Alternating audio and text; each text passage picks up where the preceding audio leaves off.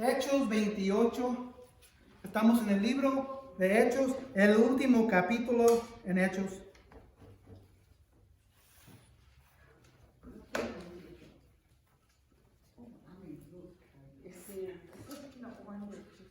Bueno, Lucas es el autor de Hechos. Hechos 28, 11 a 16. Hay 30 y... Me desvié de aquí. Hechos 28. 31 versículos en el libro de Hechos. Hoy vamos a llegar hasta el versículo 16. Y quizás la semana que viene terminamos el libro de Hechos. Una jornada donde hemos estado por casi un año y medio, quiero decir. Hechos 28, 11 a 16. Esta semana me admitieron al hospital. Muchos de ustedes saben lo que sucedió. Tenía lo que le dicen piedra de riñón. ¿Alguien ha tenido piedras en sus vidas? Mi hermana tenía y le tuvieron que operar. Sí, porque siempre Entonces lo que estaba sucediendo, desperté, era el martes, cuando iba, no quiero dar los detalles, pero me estaba saliendo sangre. Dije, me voy a aguantar, a ver si se desaparece, y no voy a hacer nada, sabiendo que el miércoles, el día después, teníamos servicio. No sentí nada, no, casi nada, pero sí tuve un poco de dolor durante el día, pero lo que más me preocupaba es la sangre. Se desapareció un poquito para la mañana del miércoles, pero llegando aquí el miércoles a la mañana, alrededor de las 10, me pegó feo el dolor. Y Carmen, mi señora, ya me había dicho que debería haber ido al hospital el día anterior, el martes en la noche. Dije, no, yo como soy hombre, no, esa es la cosa. No, porque no. Llegando aquí el miércoles a la mañana, lo primero que hice, fui aquí al café y agarré un cafecito. Ahí estaba Justin, el pastor principal, lo miré ahí, me saludó. Llegué aquí listo para trabajar el miércoles en la mañana, prepararme para el miércoles en la noche, y se me vino un poco más y más el dolor. Y me acosté un poco, como por 5 minutos aquí en el sofá, y no aguantaba. Dije, voy a ir. Y si voy ahorita, a lo mejor me puedo salir antes del servicio. Me fui. Carmen estaba ayudando a una señora. Y lo primero que le dije, no le digas a nadie. No le digas a nadie. Porque es cosas de... Yo no sabía qué es lo que era. Y sabía que era algo del hombre, ¿verdad? De lo físico. Y no quería que nadie... Me daba vergüenza, ¿verdad? Dije, no le digas a nadie. Le dije a Justin, que iba al hospital. A él le dije. Pero ya cuando iba en ruta para allá, yo creo que alguien se dio cuenta, o Carmen le dijo a alguien, y ya toda la iglesia sabía. Entonces, estaba bien, porque saben que yo necesitaba las oraciones, porque no sabía lo que estaba sucediendo. No era hasta que estaba ahí, y saben, le voy a decir que era como un bebé, llorando y gritando, y no me dio nada, porque estaba en tanto dolor. Quería que me dieran la pastilla para el dolor. Y hasta vino la enfermera porque dejaron la puerta abierta. Estaba gritando ahí, todos se podían oír ahí en el pasillo. Había otros enfermos allí también en las camas, y ahí estaban todos los doctores enfrente. Y vino la enfermera porque estaba gritando. Vino la enfermera, cerró la puerta y se fue. Pero me pegó feo. Entonces el orgullo mío era que no quería que nadie supiera para que oraran por mí. Dije, no, pues lo voy a lograr sin para que nadie sepa. es natural. Y el café, eso produce eso. Yo también tuve mucho tiempo así. Y luego también ese día vomité, y lo único que vomité era el café. Café, coca y Sí, no, la coca es lo que me está ahorita haciendo sufrir. Voy a decir la verdad. Entonces, yo quería hacer todo mi propio esfuerzo, pero finalmente le di gracias a Dios que mi señora le dijo a otra gente, y ellos oraron por mí, porque lo único que sabía en ese momento que era, me estaba saliendo sangre, tenía un dolor, no sé lo que tenía, pero después me dijeron que era una piedra del riñón y me dieron medicamento. Mucha agua. Sí, me dieron bastante medicamento, ya estoy mejor, no sé si... Sangran, hombre o mujer, sangran cuando se desprende un pedazo Un de pedazo de piedra. piedra. Y esa piedra al salir, Es como el sarro que tiene unos dientes. Sí, es como una navaja que va ahí viajando en el tubito. Entonces yo no sabía eso. Yo pensé que era algo debido como al COVID, porque yo acabo de salir del hospital. Lo que pensé, estoy sangrando adentro. Yo no sabía. Me dieron medicamento y la esperanza que ojalá ya lo he pasado. Pero eso me pasó esta semana. Quería hacer todo mi propio esfuerzo y con mi propia fuerza. cuando traiga así mucho dolor, lo que ha de hacer es hágala aquí en un contenedor y después cuélelo, porque ahí se va a dar cuenta si hago con las piedras o no. Sí. Yo miraba eso con una señora ahí en México. Era lo que hacía su señora, ella colaba y ahí es cuando se dio cuenta que era lo que tenía. Pero el hombre, igual como usted, no quería ir al doctor. Entonces, en mi orgullo, yo tengo fe en Dios, yo tengo fe en Jesús, yo tengo fe en mi Señor Jesucristo.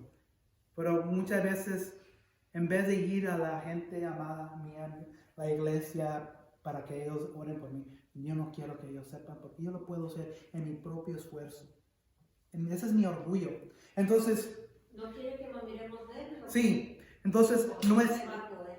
nuestra fe en Dios, lo primero que ahora lo voy a poner a ustedes. ¿Cuántos de ustedes dicen, yo tengo fe en Dios, mi fe es suficiente para hacer todo? Yo no tengo que avisarle a nadie si es mi problema, o yo puedo orar, o Dios me va a dar fe, Dios me va a dar la fuerza para poder hacerlo. Pensamos que no necesitamos a nadie. Y es ¿Por qué una tantos hijos han muerto? Porque el papá y la mamá no lo quieren llevar al doctor. Sí, entonces, ¿cuántos de nosotros hemos estado, o se lo desconecté, verdad?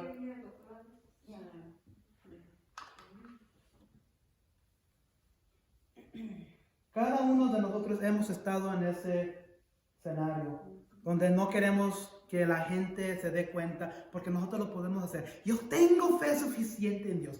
Yo no necesito a tal fulano, hermano tal fulano, hermana tal fulano. Yo no necesito que la iglesia se dé cuenta, porque me da vergüenza. Yo lo puedo hacer mis propios esfuerzos. Todo lo hacemos. Tenemos un orgullo. No queremos que nuestra imagen sea que la gente mire este hombre. Pensé que era un hombre fuerte. Eso es lo que pensamos cada uno de nosotros. A mí no me da vergüenza nada. Entonces he titulado el mensaje esto. Incluso los más grandes en la fe todavía necesitan valor del pueblo de Dios. Incluso los más grandes en la fe todavía necesitan valor del pueblo de Dios.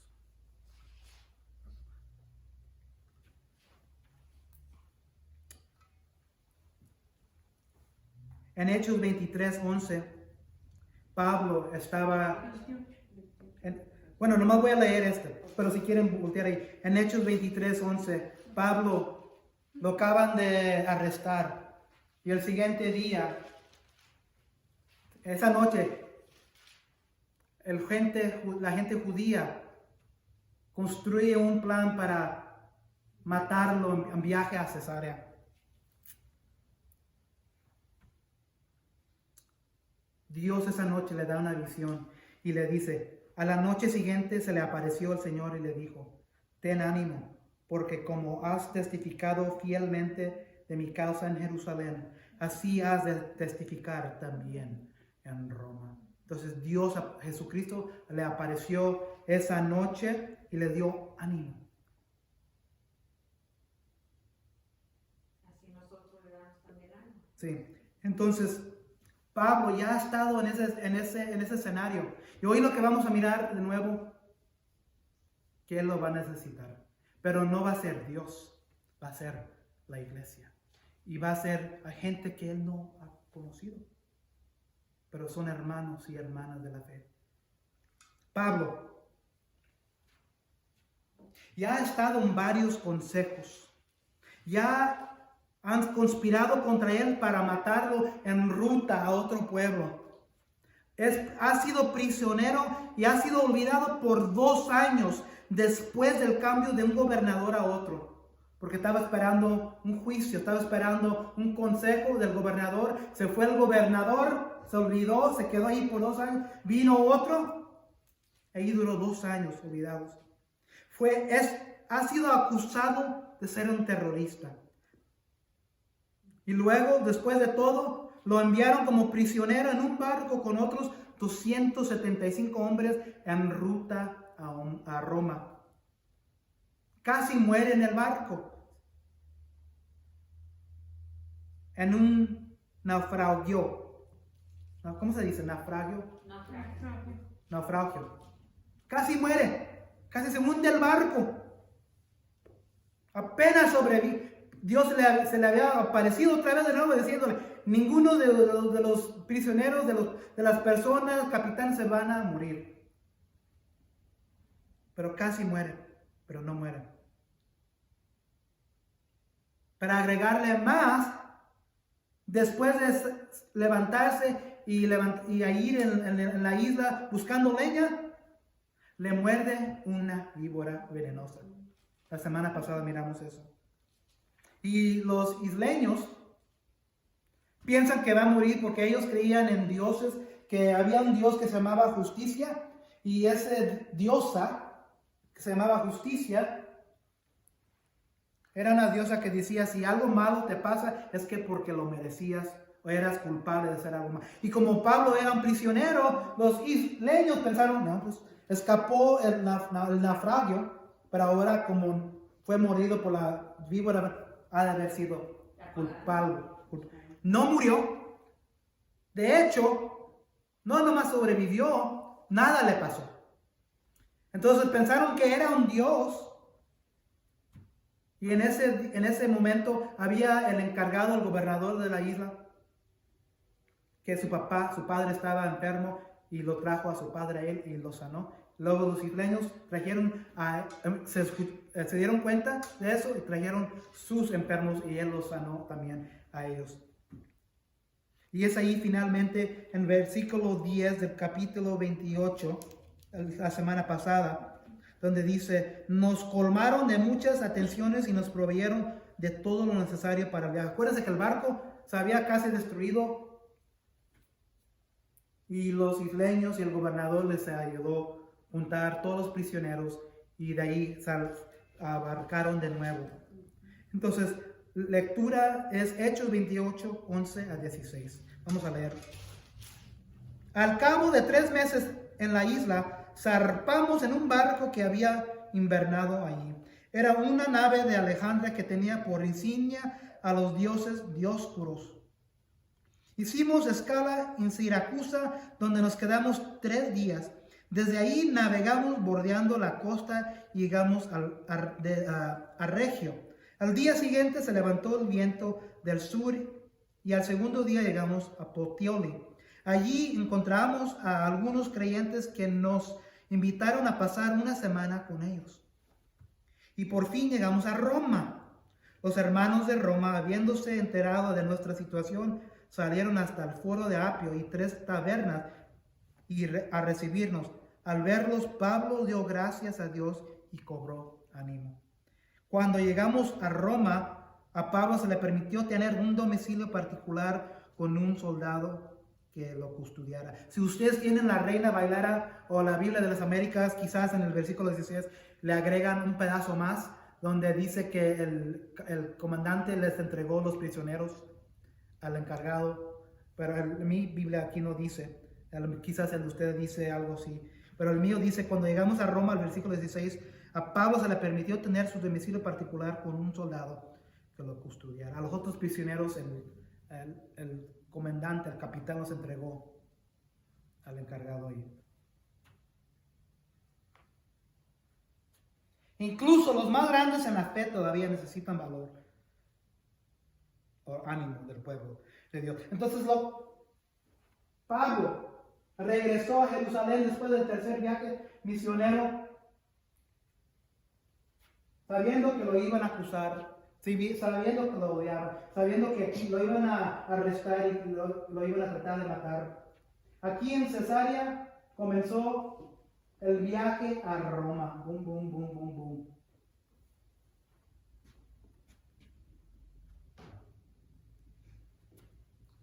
Cuando naufragaron era aquí en la isla de Malta.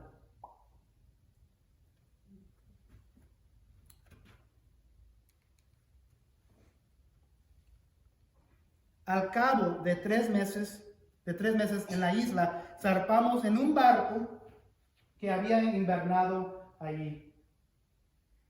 Era una nave de Alejandría que tenía por insignia a los dioses Dioscoros. Hicimos escala en Siracusa, donde nos quedamos 3 días. Entonces de Malta fueron aquí. ¿Ven dónde está Roma? Ahí hasta ahí van. Se quedaron ahí 3 días en Siracusa. Desde allí navegamos bordeando la costa y llegamos a Regio. Ya llega a la punta de la bota, ¿verdad? Porque Italia es una bota. ¡Pum! Llegan a Regio. Ya casi van cerca.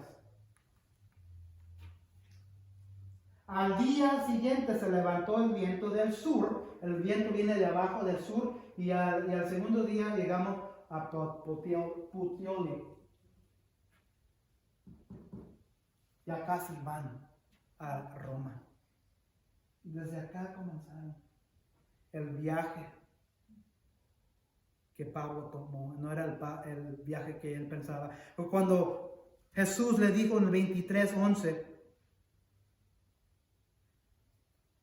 ten ánimo, porque como has testificado fielmente de mi causa en Jerusalén, así has de testificar también en Roma. Pero en ese momento él no sabía que iba a ser encarcelado, iba a viajar en barco, iba a ser casi muerto en un barco, que iba a ser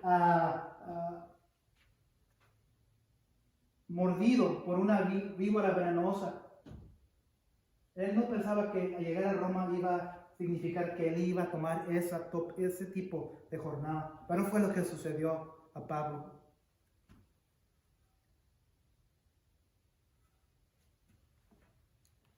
Entonces finalmente llegan aquí a Puteoli.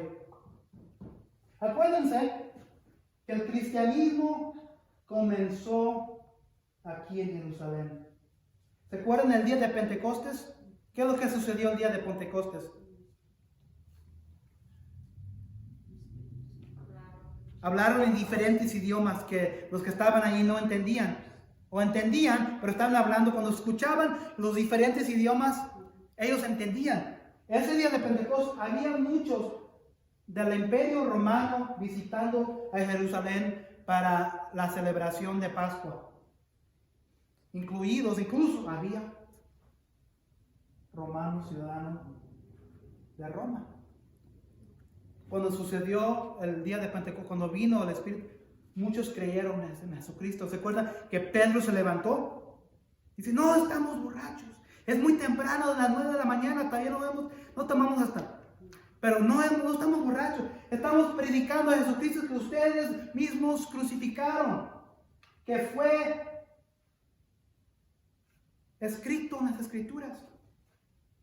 Y después de ese día, muchos de los que eran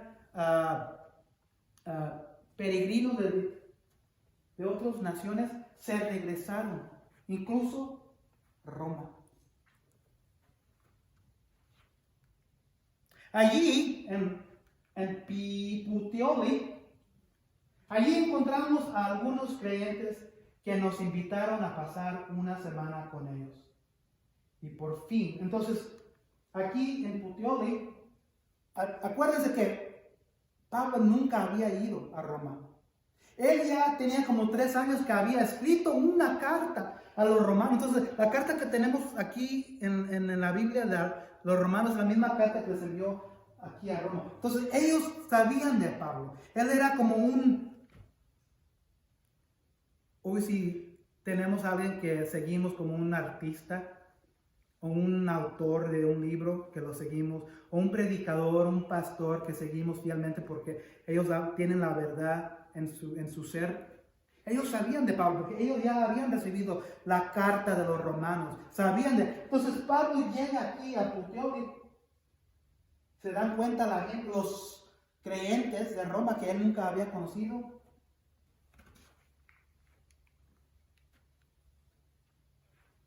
Y los creyentes salieron e invitaron a pasar una semana con ellos.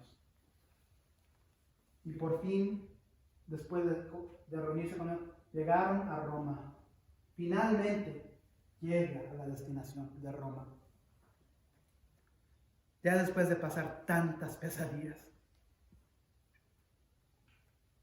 Los hermanos de Roma, habiéndose enterado de nuestra situación, salieron hasta el foro de Apio y 3 tabernas a recibirnos. Al verlos, Pablo dio gracias a Dios y cobró ánimo. Entonces aquí, ellos caminaron hasta las 3 tabernas y los creyentes caminaron desde Roma a encontrarlo aquí.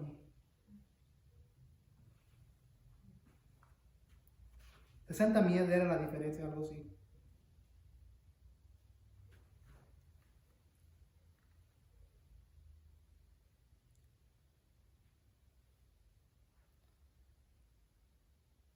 Al verlos, Pablo dio gracias a Dios.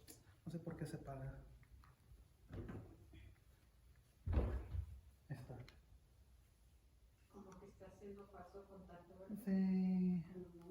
Ajá, se mueve. Pablo dio gracias a Dios y cobró ánimo. ¿Quién es este Pablo? Otra vez de nuevo, es Super Pablo, en mi opinión. Él es el evangelista, es el Superman del evangelio a los gentiles. ¿Quién son los gentiles? Los que no son judíos. Dios, Jesucristo, los eligió, los escogió en el camino a Damasco y le dijo, tú serás mi representante a los gentiles. Finalmente, Pablo llega a Roma y ahí se encuentra seguidores de Jesucristo. Pero fíjense lo que hace Pablo. A verlos, Pablo dio gracias. Él no tiene, él no tuvo. No decir que no tenía, porque todos batallamos y peleamos con nuestro orgullo. Al verlos, Pablo dio gracias a Dios y cobró ánimo.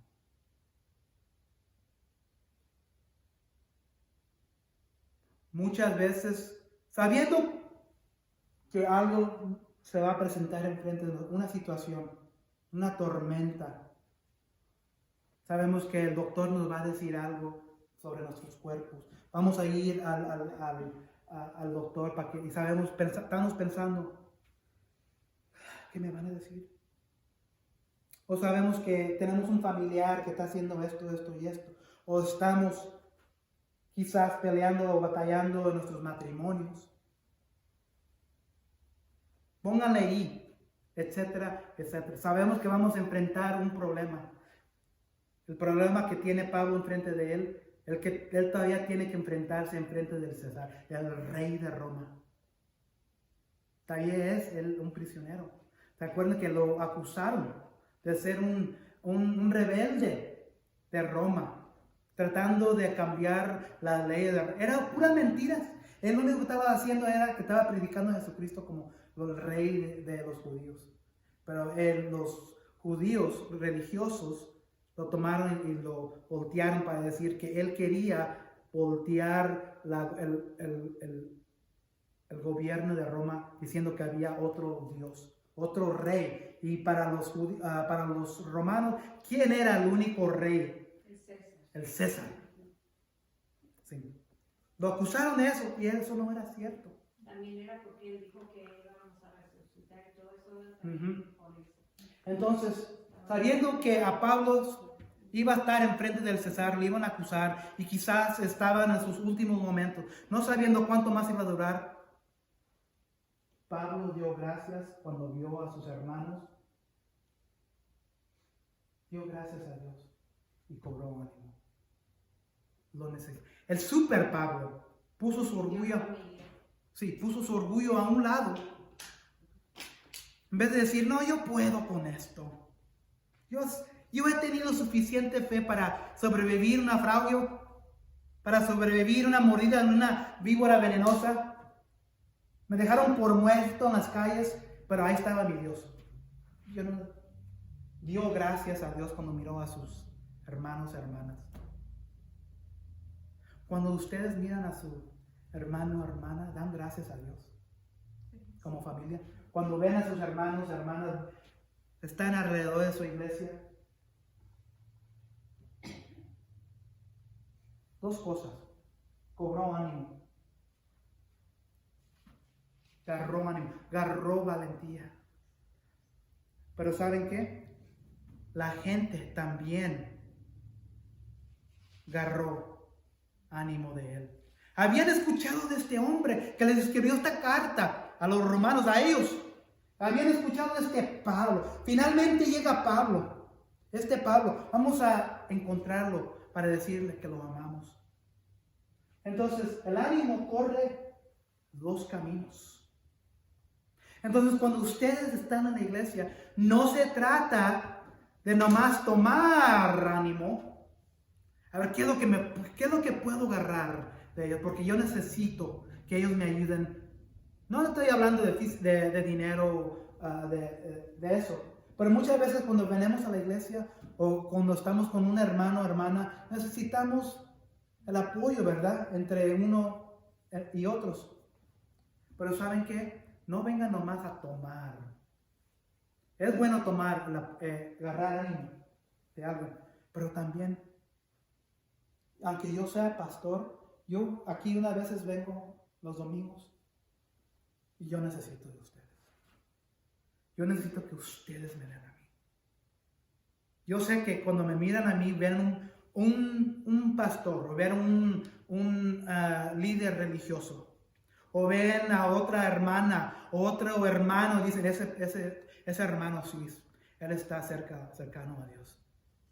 Este Pablo, ese es el súper, pero Pablo agarró ánimo de ellos, pero ¿saben qué? Ellos agarraron ánimo de Dios, de Pablo. No se trata de nomás venir y rodearnos de los hermanos, de los creyentes, de la fe. Para eso estamos. De eso se trata la iglesia. Aquí es lo que está sucediendo. Pero es un camino de doble camino. No se trata. Siempre dame lo que necesito, emocionado. Dame cariño, dame amor. Dame consejo. Dios te ha puesto a ti en tu vida como alguien que puede ayudar también a otras personas. No siempre se trata de tomar y tomar y tomar. Hemos hablado en el pasado que todos conocemos a esa persona que nomás chupa de nosotros. Como en los salones. Nos rodeamos de ellos y nomás se cansa de estar rodeado de esa persona. Porque nos están quejándose de esto, y tú les estás ofreciendo consejo, les estás dando avisos de lo que necesitan, aviso piadoso. Estás haciendo lo que debes de hacer, pero ¿estás recibiendo tú algo de ellos también o no? O nomás te están chupando. Aquí eso es un doble camino. Se cobra ánimo dos direcciones. Ellos tomaron ánimo de él. Este es el Pablo que escribió la carta de Román, que nos escribió. Casi lo conocemos. Vamos a conocerlo en persona. Y también Pablo, que nunca los había conocido. Agarró ánimo de personas que él nunca había conocido. ¿Y de dónde vinieron estas personas de la fe en Roma? Quizás vinieron del día de Pentecostés, cuando se regresaron a Roma con el evangelio de sus corazones. Y allí se lo dijeron a otra gente en Roma. Allí comenzó, yo creo, la iglesia romana, cristiana.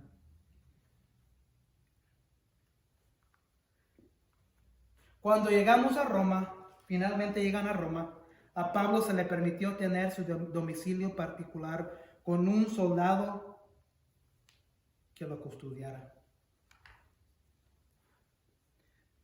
La semana que viene vamos a terminar este capítulo y este libro. Y vamos a ver que Dios permitió que Pablo estuviera no en una jaula, no en una cárcel de fierro, pero en una casa de renta. Dios era bien fiel con Pablo. Y permitieron los oficiales que Pablo estuviera rodeado con su gente amada. ¿Quién escribió esta carta? Lucas. Lucas estaba allí. Él es el testigo de poder escribir todo esto. Dios estaba con Pablo. ¿Por qué? Él no se preocupaba por su orgullo, sabiendo que él era un hombre de la fe. Era un hombre de la fe. Tenía una fe grande en su corazón. Dios lo había rescatado. Dios le había ido. Dios se le había aparecido en visiones. Dios lo había guiado. Pero sabe que él todavía sabía que él necesitaba la iglesia para agarrar el valor y el ánimo que él necesitaba para seguir con lo que iba a suceder después. No sabemos exactamente cuándo murió Pablo, pero tradición dice que él murió alrededor de 60 años después de, 30 años después, 35 años después de la muerte de Cristo. Pero mientras estaba ahí Pablo prisionero en Roma, él escribió varias cartas. Entonces Dios lo bendició tanto que permitió que él tuviera una casa de renta. Todo esto para decir, hermanos, hermanas, amados, amadas, pongan su orgullo a un lado. La iglesia está aquí para darles ánimo. No se preocupen, no tengan vergüenza cuando necesitemos algo. Yo fui el primero que admití que yo hice eso esta semana. Y después me di cuenta, estaba bien equivocado. Yo necesitaba la oración. Yo necesitaba el ánimo y el valor de mi pueblo para que comenzaran a orar para mí. No sabiendo qué es lo que tenía malo. Sucedió que no era grande o grave, pero ese era mi error. Hay que poner nuestro orgullo, nuestra vergüenza a un lado. No importa nuestra fe en Dios. No hay ninguna oración tan grande, no hay ninguna oración muy pequeña que no deberemos ir al hermano, a la hermana, a la iglesia y decir, ora por mí, por favor, porque yo no sé qué va a suceder. Yo sé que quizás yo lo puedo tratar de hacer mi propio esfuerzo, con mi propia fuerza, pero ¿saben qué? Sabiendo que tú estás en mi lado orando, peticionando por mí a Dios, eso me va a dar tanto ánimo.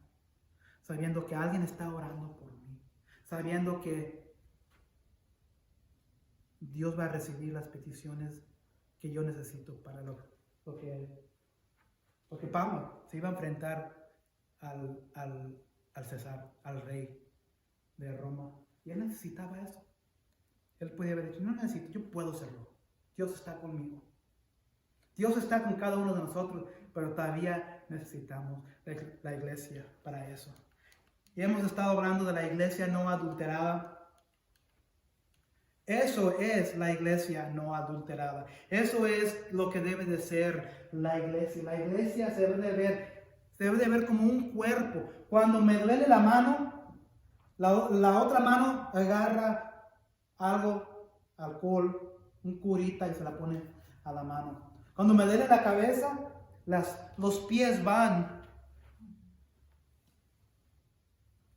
al baño y agarra la medicina con la otra mano, la medicina para el dolor de cabeza. Cuando te duelen los ojos, vas y agarras el medicamento, caminas con tus pies, usas tu mano, tu miembro de la mano, tu miembro de los pies y agarras medicamento para que te ayude con tus ojos. Cuando tú tienes dolor en tu vida, tienes a otros miembros que te pueden ayudar. No necesariamente físicamente, pero ellos pueden orar, ellos te pueden dar ánimo. Úsalos. Eres miembro del cuerpo de la iglesia. En el mismo sentido que nosotros En el cuerpo de nosotros tenemos diferentes miembros, ojos, oídos, manos, pies, brazos. Nosotros estamos conectados. Y si nosotros o ustedes no sabemos entre nosotros que algo está sucediendo acá y acá, no, ¿cómo podemos ayudarnos unos a otros? Eso es la iglesia, no adulterada. Muchas iglesias que existen hoy no están conectadas así. Se reúnen una vez a la semana, 2 veces a la semana, echan ofrendas al plato, cantan las alabanzas, hacen una predicación y se olvidan de ellos, entre ellos, durante la semana. No deberemos hacer así. La iglesia que estamos mirando en el libro de Hechos, el ejemplo que tenemos en Pedro, en Pablo, en Juan, en Felipe, los primeros creyentes de la iglesia, ellos no hacían eso. Recuerda que cada vez que algo pasaba, los primeros creyentes, el Juan y el Pedro, cuando estaban encarcelados, o cuando Bernabé estaba encarcelado con Pablo, ellos siempre se regresaban al grupo de la iglesia para decirle, esto es lo que sucedió, esto es lo que está haciendo Dios.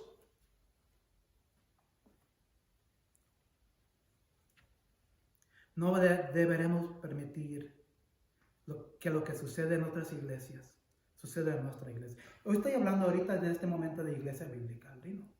Porque este es el rebaño de nosotros. Este es el rebaño de nosotros. Pero muchas veces caemos en la misma trampa. Y yo soy culpable de eso. Yo mismo lo hice esta semana. ¿Qué problema, qué desafío estás confrontado ahorita en este momento? No lo guardes. No lo pongas en secreto en tu corazón. Confía en tu hermano y tu hermana, en la iglesia. Hay poder en la oración de los justos. Dios nos escucha. Yo agarro ánimo de ustedes. Ustedes agarran ánimo entre ustedes, de mí. Somos una familia. No importa que yo esté aquí, ustedes ahí. Todos somos carne y hueso.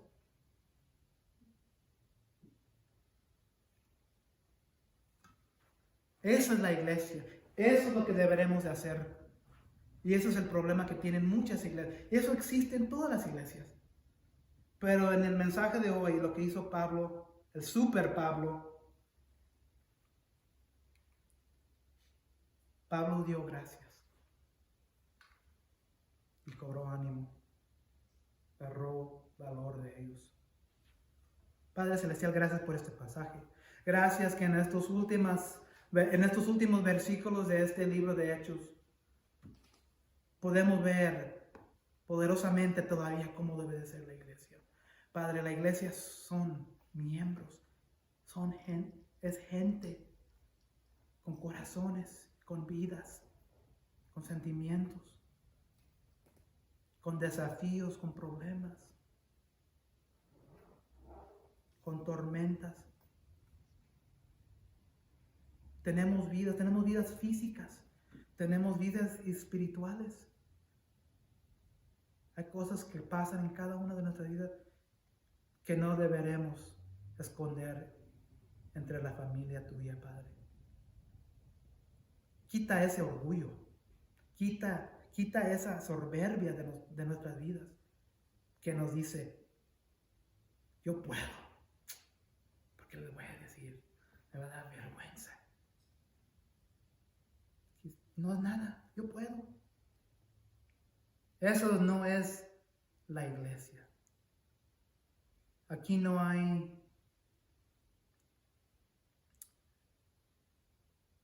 en esta iglesia no hay vergüenza, Padre. Aquí en esta iglesia no nos juzgamos, Padre. Ya sea que yo tenga algo que sea grande y que hice, lo debo de traer primero a ti. Y luego si yo necesito ánimo, lo traigo a la iglesia. Pero hasta el Pablo, que vivió esta vida, que viajó con todo esto que le sucedió, todavía necesitaba valor y ánimo y dio gracias por su gente amada. Padre, yo doy gracias por mi gente amada. Doy gracias por la gente amada que tú has dado en esta iglesia. Nada de lo que hacemos aquí se trata de ninguna persona o individual, ni de mí, Padre. Te doy gracias por esta iglesia y te pido que podamos emular la iglesia que tú dejaste establecido, que hemos mirado en este libro de los Hechos. Te pedimos que podamos emular en el mismo sentido que esta iglesia, Pablo, Pedro, Juan, Bernabé, Felipe, Lidia, Esteban, Cornelio. Estos son los nombres que hemos corrido en este libro. Hay muchos más. Queremos hacer la iglesia. No vamos a hacer una iglesia perfecta, pero queremos esforzarnos en tratar de hacer lo mejor posible para emular lo que deberemos hacer conforme a la iglesia que miramos aquí en el libro de Hechos. Te pedimos que sigas adelante con nosotros. Danos la valentía que necesitamos como iglesia. En nombre de Dios Jesús. Amén y amén.